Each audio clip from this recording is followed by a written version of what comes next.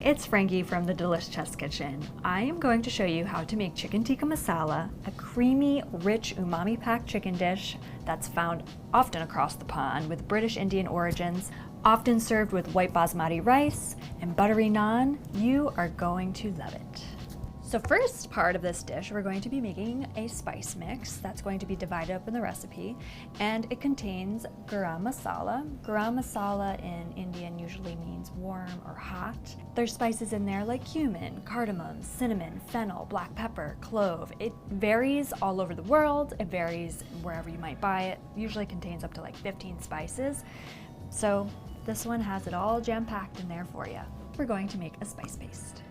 First, we are going to grate the garlic, then the ginger.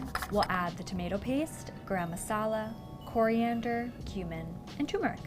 So half of this is going to go into a little ramekin that we'll put away in the fridge for later, and the other half is going to go into yogurt, which we'll mix with the chicken as the marinade. We're going to add in whole milk yogurt, a little bit of salt, and mix. Next, we're going to take our chicken breast and put slits in them. Then we're going to take a large bowl, add our spice yogurt mixture, add the chicken, and toss that around. We'll cover the bowl, put it in the fridge for 30 minutes to marinate. Now we're gonna move on to making our sauce. First, we have to finely chop our yellow onion and then de-seed these cute little chili peppers and finely chop those. So over medium heat, we're going to add our oil, we'll add the onion and chili, and we'll cook until it's soft, about 5 to 7 minutes. Next, I'm going to add the tomato paste. We're gonna cook that for about 2 to 3 minutes until it starts to brown and get nice and caramelly. Now I'm going to add the rest of the spice mixture, and we are going to let that cook for about 2 to 3 more minutes. It smells so fragrant. You can smell the cumin and all the spices in the garam masala. You don't want to do this for too long because then it starts to stick to the pan and it'll burn. So work quickly, stirring occasionally or consistently. Now I'm going to add the tomato puree and a little bit of water just so that it's not too super thick, because it's going to continue to cook down and thicken up again right before we add the cream in. So this is going to come up to a simmer, and we're going to let it go for about 10 to 12 minutes, just until it gets nice and thickened and a little viscous. Cook off that raw tomato flavor. And in the meantime, I took the chicken out of the fridge after about 30 minutes. You can keep it in there for up to 6 hours, and we're going to place it on the sheet tray fitted with a rack so that it can cook nice and golden brown on all sides. We're going to make sure that we keep the sauce on there as much as possible so that it just flavors the chicken even more.